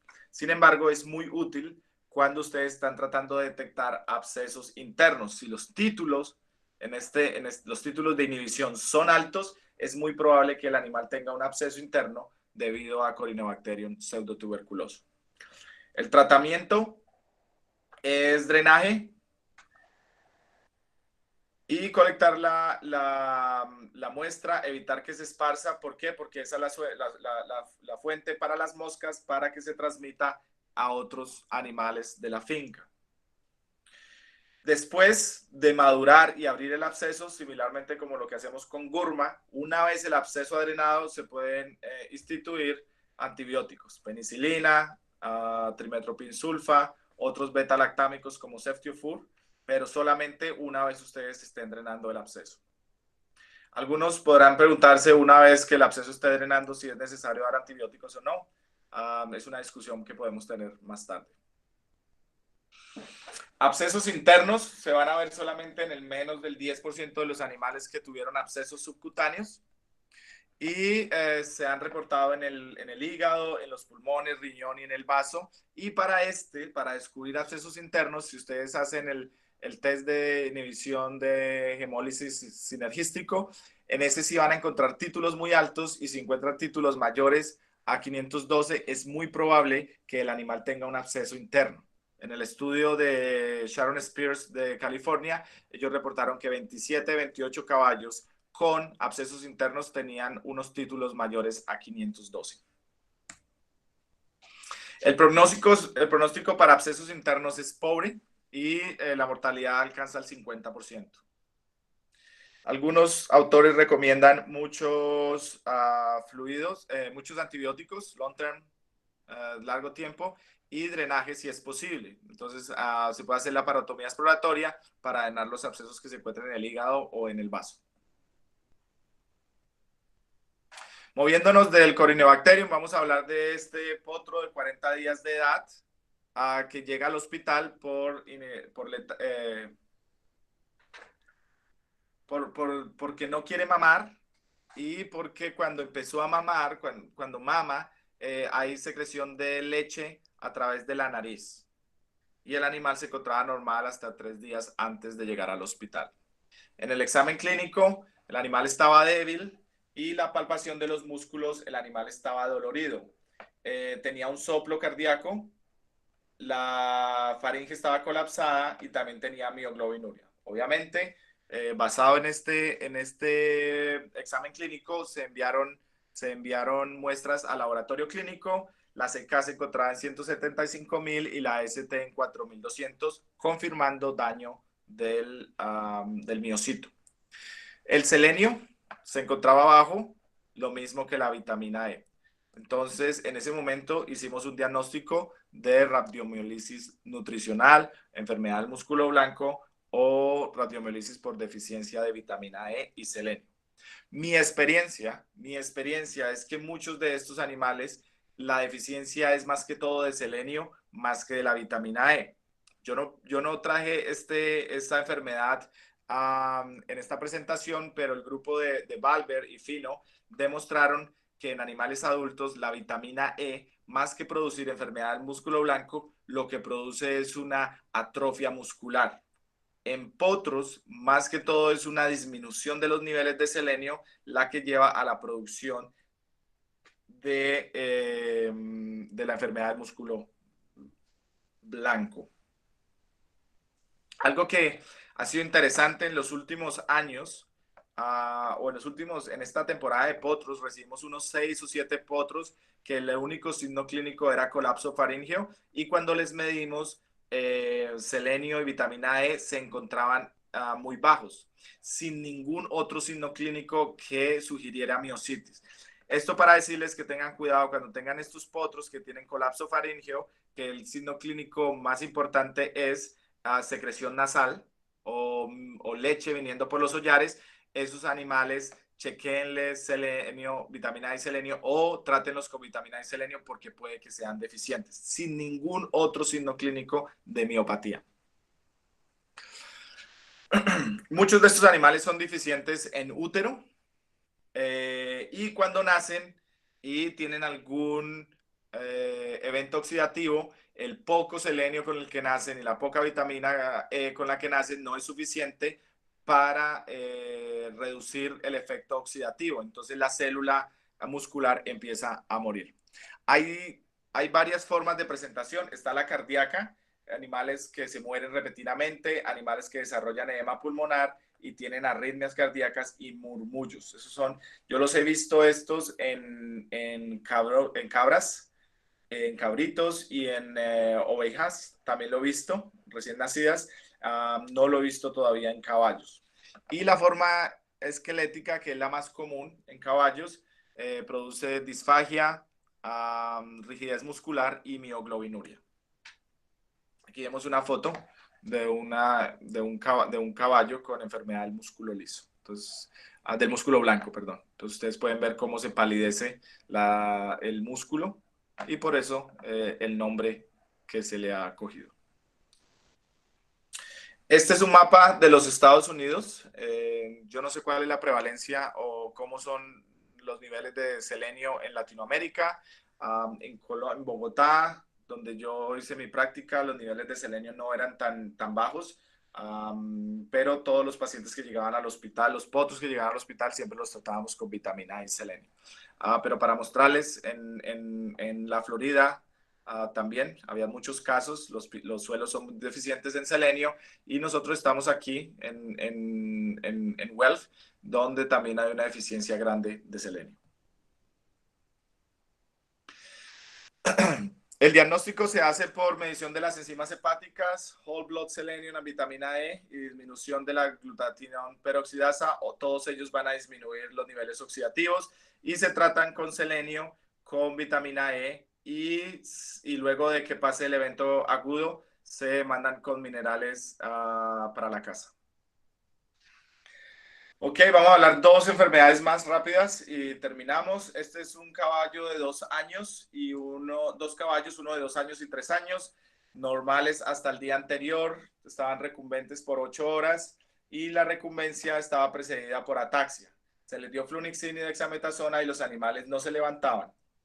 Cuando le preguntamos a los propietarios, la vacunación estaba normal. Sin embargo, los propietarios tenían una máquina de hacer alimento donde procesaban alimento para las vacas y los pollos.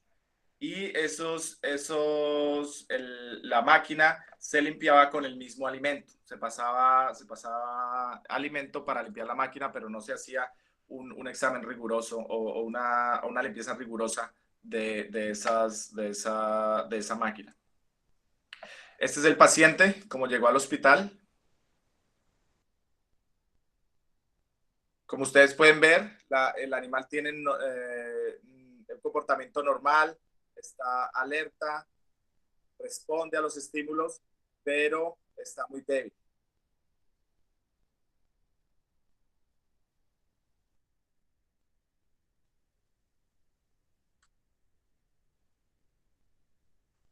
Se pueden ver, para el animal es muy difícil mover los miembros.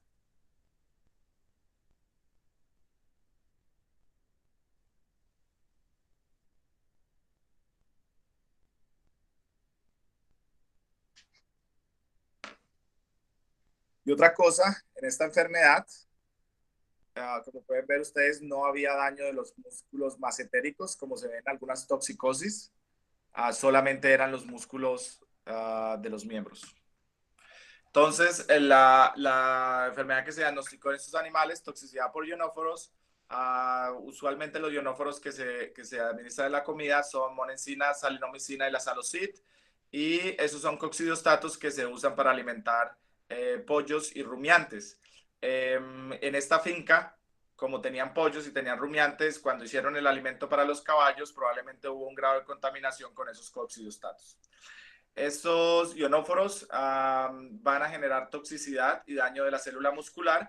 Básicamente incrementan el calcio intramuscular y acuérdense que cuando hay mucho calcio intramuscular se libera más calcio del retículo sarcoplásmico y altas concentraciones de calcio en la célula muscular llevan a apoptosis y necrosis de la célula, es decir, la forma como se produce esta miopatía. Hay dos formas de enfermedad, está la aguda y la crónica. En la aguda, estos animales tienden a morir por una disfunción cardiovascular. En la crónica, que son animales que se recuperan de la enfermedad o se les administra dosis bajas de ionóforos, tienen una insuficiencia cardíaca progresiva y la mayor queja de los propietarios es pobre rendimiento atlético. El diagnóstico, esos animales van a tener incremento de las enzimas hepáticas, incremento de la troponina y lo tienen, para confirmarlo hay que medir contenido de ionóforos en el estómago. El tratamiento fluidos con potasio, no les dé calcio porque ya hay mucho calcio dentro de la célula, entonces ustedes van a incrementar la muerte celular y no usen digoxina ni digitotoxinas porque van a empeorar la función cardíaca. El pronóstico para esos pacientes es malo. Y cerramos con esta enfermedad. Este es un caballo de 12 años, cuarto de milla, que llegó al hospital para ser tratado por una úlcera corneal y 4 días después de hospitalización, las technicians reportaron que este paciente empezó a presentar estos signos clínicos. Entonces, una fasciculación generalizada,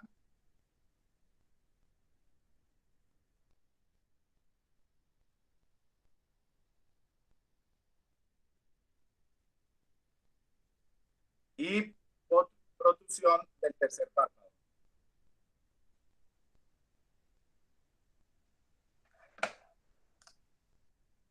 Mire, unas fasciculaciones finas generalizadas.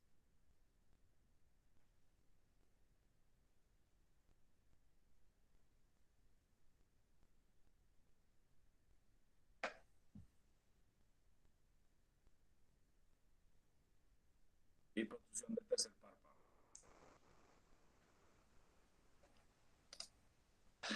Entonces, estos son signos clásicos y típicos de la hipercalemia paralítica periódica de los caballos cuarto de milla. Se reporta en caballos muy musculosos y muchos de esos, si no todos, provienen del mismo padrón, que es Impressive, que era un caballo que estuvo hasta hace unos 20 o 30 años y para el 2005 había 350,000 caballos hijos de Impressive. En este momento, más o menos el 4% de todos los caballos cuarto milla de los Estados Unidos tienen el gen asociado a la hipercalemia paralítica periódica. No hay predisposición de sexo y usualmente los signos se ven en caballos de 3 años o más viejos. Entonces, es un efecto dominante autosomal. Los homocigotos son los que van a tener los signos clínicos más severos. Los heterocigotos no presentan signos clínicos severos, pero el mayor signo clínico de estos animales es ronquido durante el ejercicio. En Estados Unidos no se pueden registrar animales homocigotos para el gen. Y el punto de mutación es el caso de una mutación de los canales de voltaje de sodio. Se convierte una fenilanina por una leucina. Como pueden ver ustedes, este es el canal de sodio que tiene 4 subunidades y en esta, la subunidad 3 de la subunidad 4, de la subunidad 4, tiene un defecto. ¿Qué es lo que hace ese defecto? Básicamente, cuando el animal tiene mucho sodio, mucho potasio en la dieta o durante el ejercicio, hay un incremento de potasio, leve incremento de potasio en el plasma. ¿Qué va a hacer eso? Se va a despolarizar la membrana, entonces se van a abrir los canales de sodio. Normalmente el canal de sodio se abre, entra una corriente de sodio y se cierra.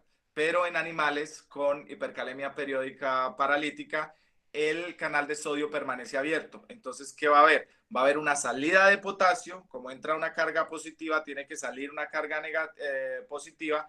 Sale más potasio, que va a hacer ¿qué? Que se abran más canales de calcio. Y al mismo tiempo, como esos canales de sodio no se pueden inactivar, va a haber una pérdida de la excitabilidad eléctrica del miocito y va a producir parálisis de los animales. Y por eso los animales van a tener fasciculaciones y luego parálisis, se caen y presentan rigidez muscular.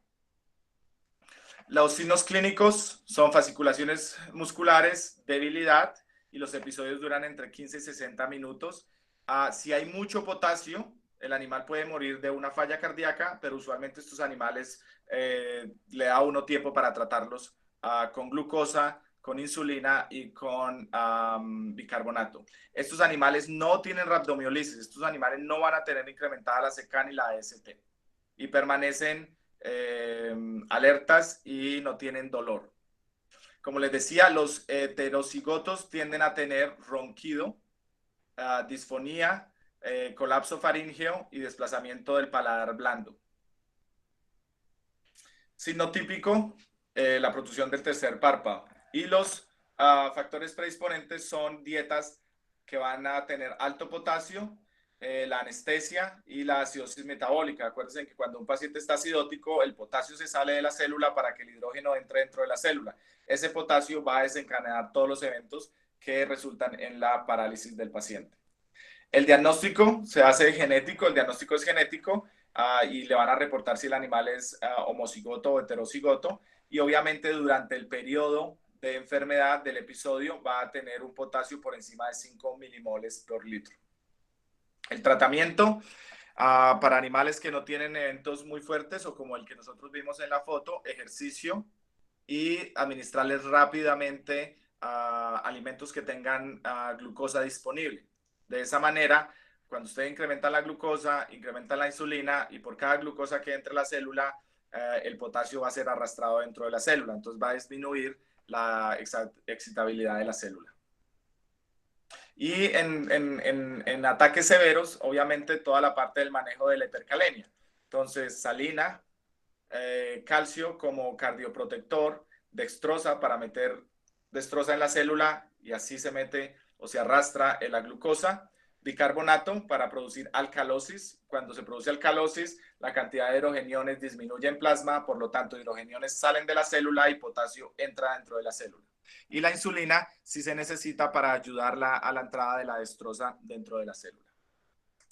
La prevención, pues obviamente evitar dietas que van a producir incremento del potasio dentro de la célula.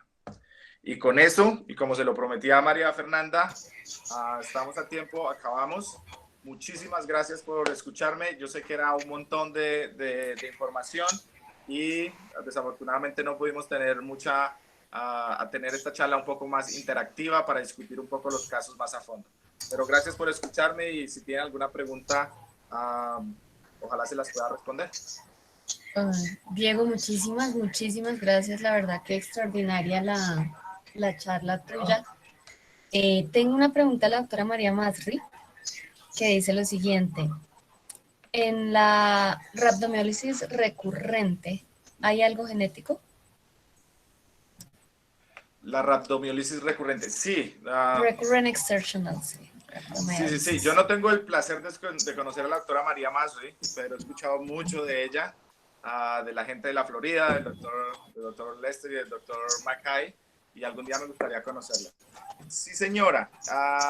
Los estudios han mostrado, si me devuelvo aquí un poco, que para la miositis recurrente asociada al ejercicio, especialmente en el caballo thoroughbred, parece que hay una predisposición genética. Sin embargo, el defecto genético no se ha detectado.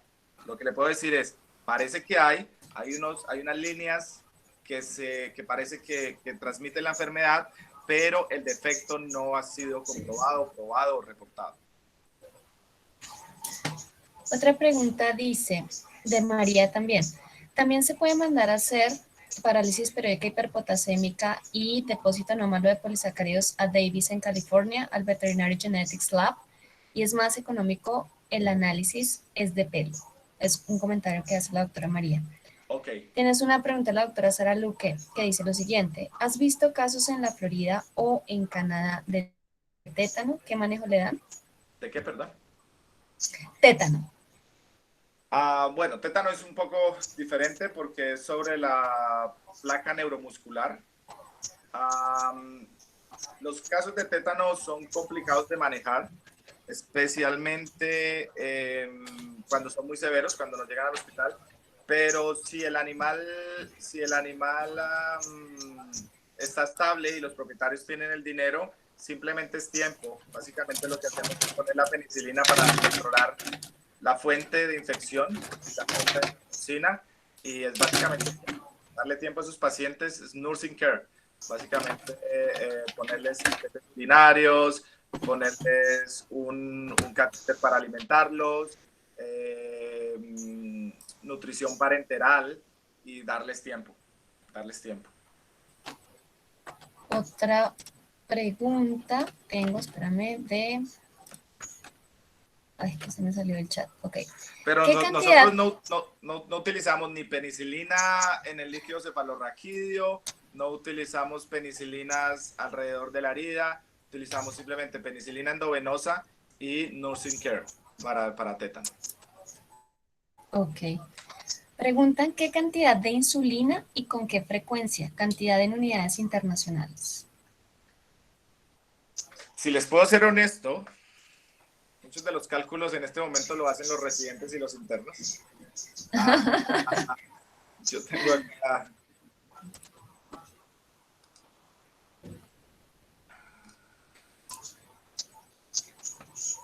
Utilizamos 0.01 a 0.1 unidades por kilogramo por hora.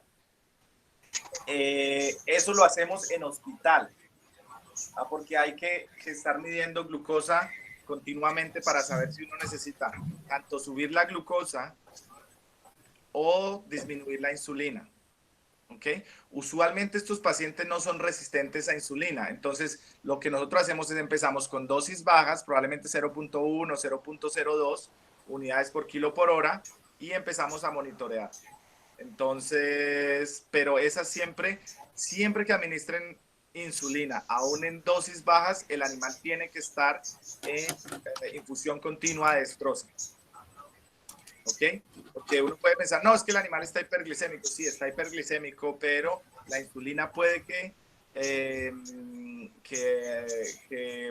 haga que el paciente se vuelva hipoglicémico muy rápidamente. Entonces, empiecen con dosis bajas.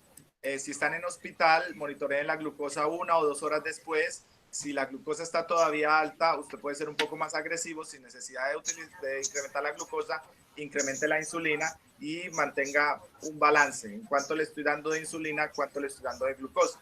Y ahí van a darse ustedes cuenta también que el potasio empieza a responder.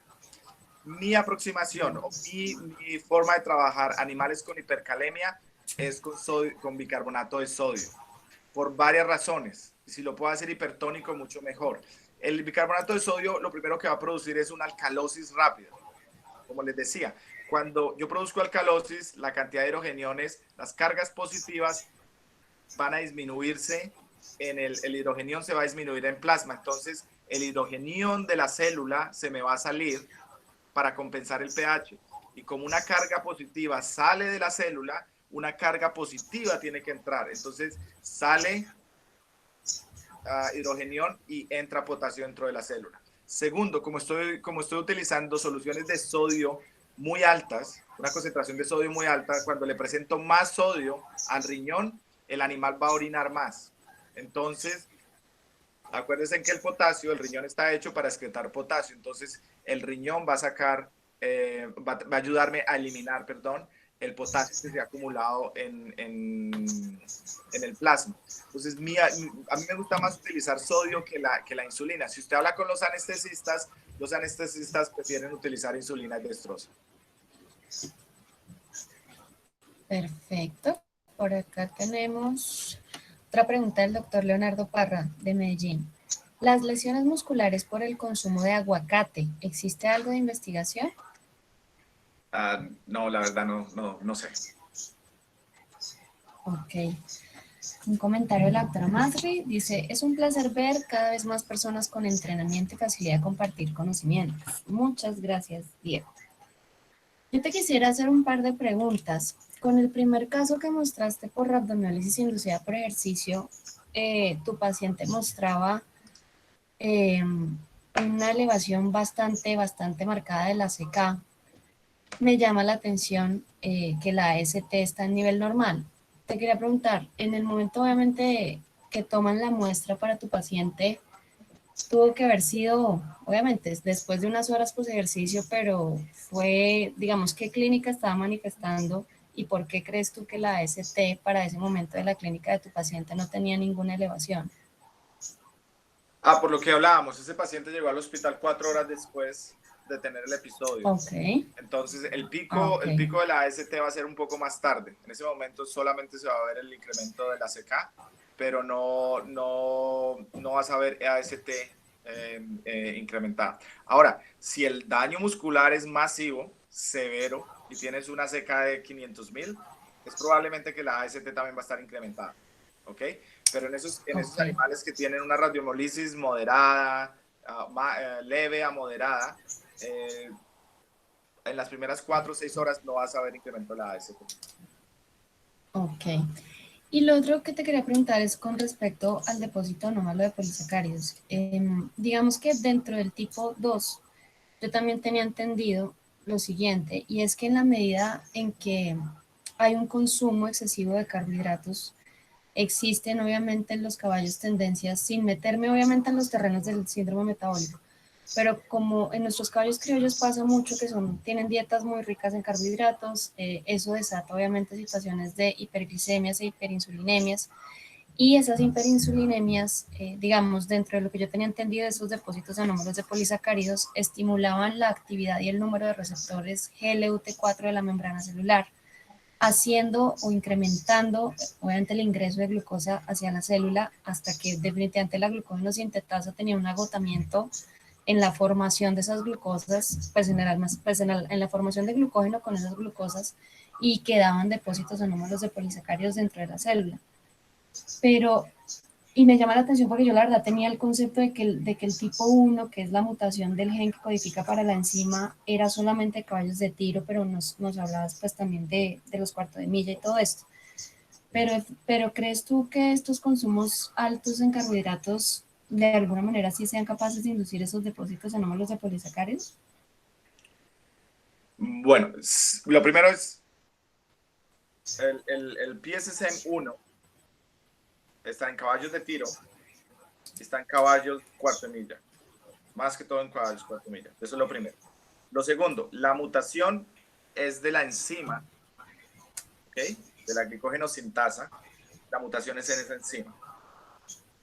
Segundo, para mi conocimiento, puede que yo no esté completamente informado, pero no hay ninguna abnormalidad del GLUT4 en animales con PSC, ¿ok? Que es diferente un poco al síndrome metabólico. En el síndrome metabólico, sí algunos animales tienen, no es anormalidad, pero el GLUT4 no es tan sensitivo a la insulina, ¿ok? Pero en caballos con PSC no, para mi conocimiento, no hay abnormalidades en el GLUT4. Pero si usted tiene un animal al que usted le está dando mucho carbohidrato, obviamente los niveles de glucosa, o este animal va a estar en hiperglicemia continuamente. Sí, ¿qué hace el cuerpo con esa hiperglicemia? Pues almacenar glucosa. Y si usted tiene mucha glucosa y usted tiene una enzima que está hiperactiva, pues va a acumular más glucosa en la célula y esa enzima se la va a adherir al glicógeno.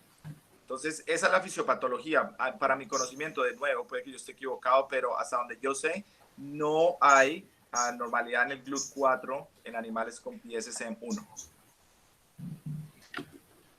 Sí, no, en el PS1 no, en el tipo 2, o sea, no tanto anormalidades en el GLUT4, sino en el aumento en la expresión y actividad, era lo que yo había como leído al respecto. Ok, es posible. Yo nunca he leído sobre anormalidades o incremento de la expresión de GLUT4 en PSSM, pero es posible, no sé. Ok, dale. Espérame, ya reviso si hay. El doctor Jorge Loce está por ahí, que tenía un comentario sobre la... Hola, Diego, ¿me escuchas? Ahí está. Sí, señor. Hola, ¿cómo estás? Muy interesante, pero acá es como casi haberse metido en la pata de los caballos en una charla de 1 hora y media, hablar de non-exertional y exertional, así que te felicito, o sea, Gracias.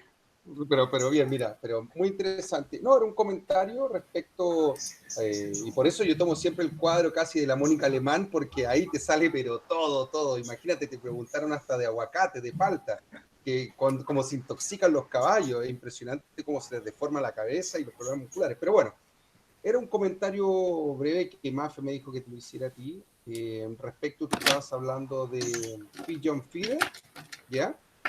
Sí, señor. Respecto que es de pecho paloma.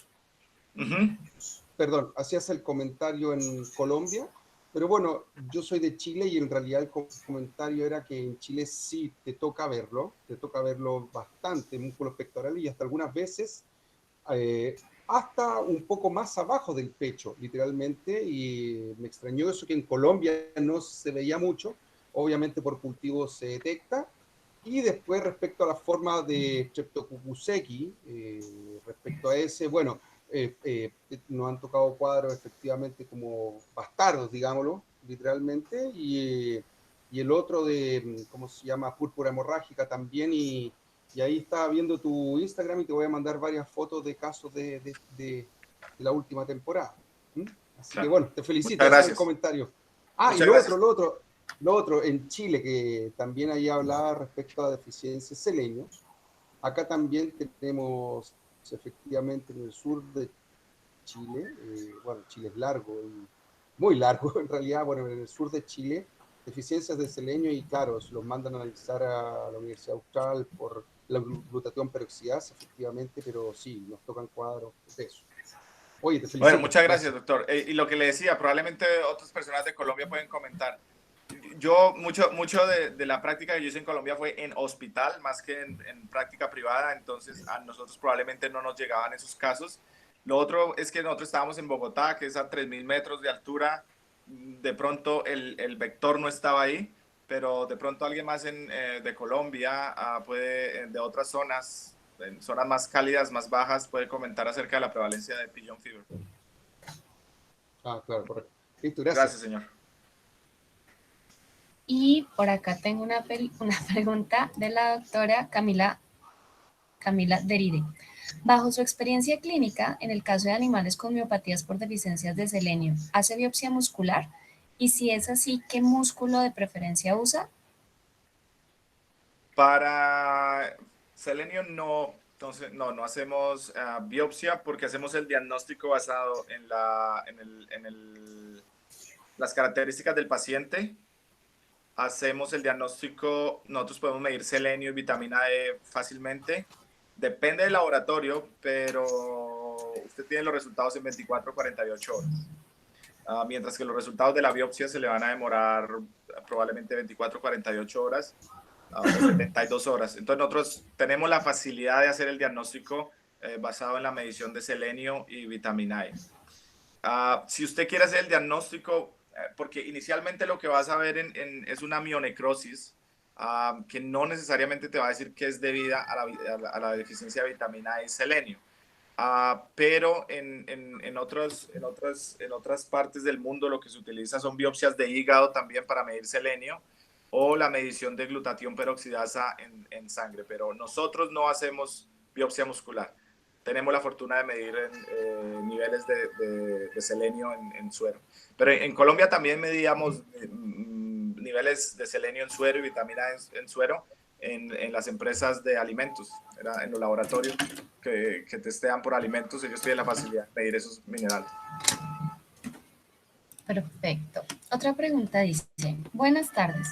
Por favor, en caso de hemólisis sistémica, se pinta suero en color rosado, pero si es hemoglobina, sale de músculo miohemoglobina. También pinta el suero. ¿Y cómo se puede diferenciar con las tiras para orina si es miohemoglobina o hemoglobinuria? Buena pregunta. Las tiras no le diferencian, mioglobina o hemoglobina. Mioglobina o hemoglobina en la orina necesita unas pruebas especiales para diferenciar las dos. De nuevo, cuando tienes mioglobina, el suero no cambia de color. Si tienes hemoglobina, el suero cambia de color. Perfecto. El doctor que te preguntó sobre la dosis de la insulina, pregunta qué insulina. Me imagino si insulina regular o no sé, el tipo de insulina. Esto es zinc insulin. Insulina... zinc insulin es la que usamos nosotros. Ok. Leo, por favor, ¿nos puedes comentar lo del aguacate? Sí, iba a hacer el comentario. ¿Qué más, Diego? Leo, Le iba a preguntar. No, es porque aquí en Colombia han crecido mucho los cultivos de aguacate y empezamos a ver mastitis relacionadas al consumo del aguacate en algunos caballos que tienen, pastorean en potreros donde hay árboles de aguacate, y pues se reporta precisamente que hay algunos caballos que hacen miopatía, sobre todo a nivel de músculos maceteros y deformaciones de la cara, pues no deformaciones, sino aumentos de tamaño. Entonces quería saber si de pronto había algo de investigación sobre eso. No, pero desafortunadamente no hubo tiempo y aquí tengo una... ¿Ustedes están viendo todavía mi screen? No. No.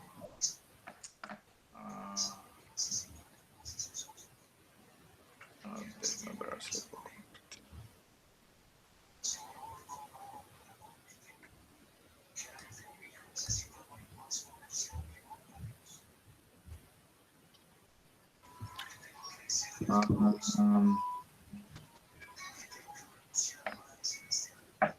¿Ahora están viendo el script? Ya se está presentando. Ahí ya. Yo tenía hablando un poquito de las intoxicaciones. Probablemente no era muy importante para este caso, para Sudamérica, hablar de la miopatía típica o de la pasomyopatía, pero lo que es interesante es las plantas más comunes en Norteamérica causando miositis son las que tienen tremeton, como es el white snake root. Lo que es interesante es que diferente por ejemplo, a los ionóforos, estas toxinas de las plantas tienden a producir una miositis de los músculos macetéricos que es muy severa. Si ustedes ven la típica myopathy, que también es una toxina de una planta, produce unas miositis de los maceteros muy severos. Lo que es interesante, y no sé si ustedes lo están viendo con el aguacate, es que con las plantas nosotros no vemos que se afecte los músculos de la respiración. Esos animales no llegan en un distrés respiratorio severo. Y cuando usted les mide, por ejemplo, a los con atypical myopathy, cuando usted les mide el oxígeno arterial, está por debajo de 75, no más de 80. Sin embargo, cuando usted tiene toxicosis por tremeton, esos animales no tienen disminución de la presión arterial de oxígeno, porque los músculos de la respiración no se afectan. Pero en general sí, esos animales con miositis por toxinas tienden a tener unas miositis de los maceteros muy severas. Muchas gracias. Tenemos otra pregunta que dice: buenas tardes, ¿qué manejos recomiendas en lugares donde hay deficiencia de selenio y para yeguas gestantes? Dieta, incrementar los niveles de selenio en la dieta. Los bloques de selenio están disponibles, no son costosos.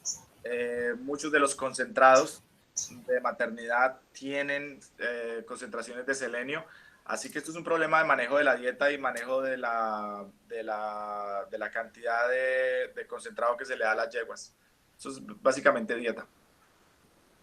Por otro lado, dice... Se pueden administrar selenio intramuscular, pero en algunos casos se van a producir abscesos y mionecrosis severas con la administración de selenio, así que mi recomendación es dieta, administrar selenio en la dieta.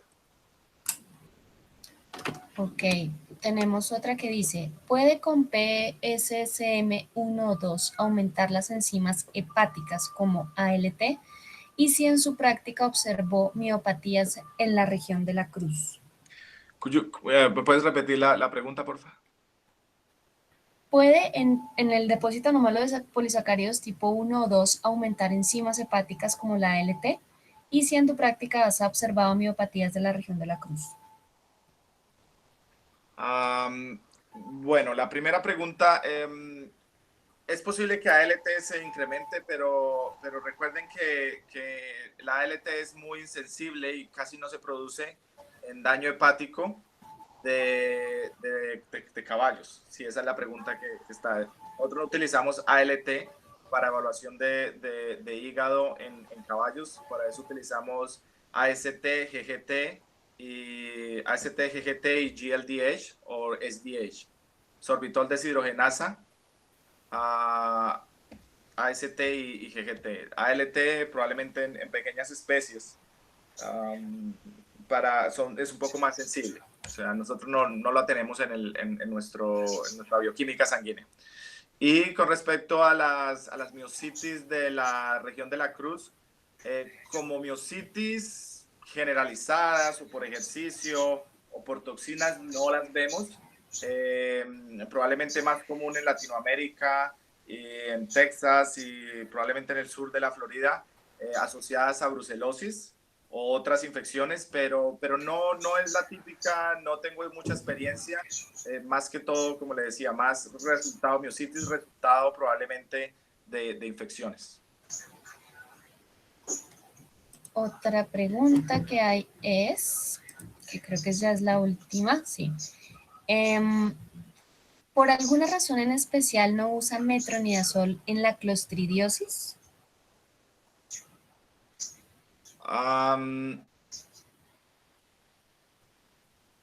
En la clostridiosis muscular sí se usa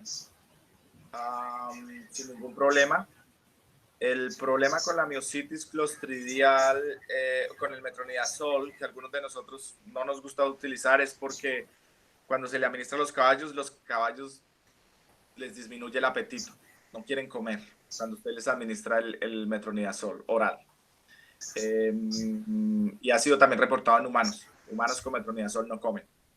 Entonces yo quiero un animal que tenga energía, que siga comiendo, entonces por eso no me gusta el metronidazol, pero de que se pueda y que esté recomendado, sí está. Pero yo manejo mis animales con estas condiciones con penicilina. Bueno, Diego, muchísimas gracias. De verdad que ha sido muy, muy interesante tu charla, tu intervención, tu trabajo. Felicitaciones. Como decía la doctora María Masri, es súper chévere encontrar gente como tú que se la ha guerreado estudiando y formándose de esa manera. Te deseamos los mejores éxitos y esperamos poder contar contigo en próximas ocasiones. Sí, cuando quieran. De nuevo, mi especialidad son los gastrointestinales más que los músculos, así que en el futuro puedo compartir con ustedes algunas de las cosas que he hecho en gastroenterología. Sería muy bueno. Vale, Diego, que tengas una linda noche. Muchas gracias. Y gracias a todos. Un abrazo a todos. Buen día, bye bye.